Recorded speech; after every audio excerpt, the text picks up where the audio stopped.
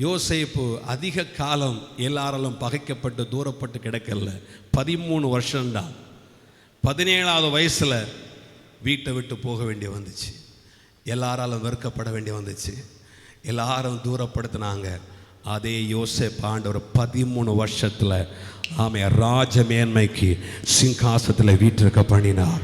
பலருக்கும் நிந்திக்கப்படுற வாழ்க்கை, நெருக்கப்படுற வாழ்க்கை, தூரப்படுத்த வாழ்க்கை, உண்மையாகவே தேவ ஆவி நடத்தப்படுற வாழ்க்கையை நீ அமைந்து கொள்வாய் என்று சொன்னால் அநேகருக்கும் உன்னை மேன்மைப்படுத்தி கர்த்தர் வைப்பார், உன்னை உயர்த்துவார், உன்னை கனம் பண்ணுவார். ஹல்லேலூயா, ஹல்லேலூயா. நம்முடைய சுய ஞானத்தையும் சுய பலத்தையும் நம்முடைய சுய அறிவையும் சார்ந்த அல்ல, கர்த்தரை சார்ந்து கொள். ஆண்டவரே நீங்க என்ன நடத்துங்கப்பா, பரிசுத்தாவியை நடத்துங்கப்பா. என்னுடைய விருப்பம் அல்ல, உங்க விருப்பம், உங்க கைடன்ஸ், உங்க நடத்துதல் எனக்கு வேணும்ப்பா.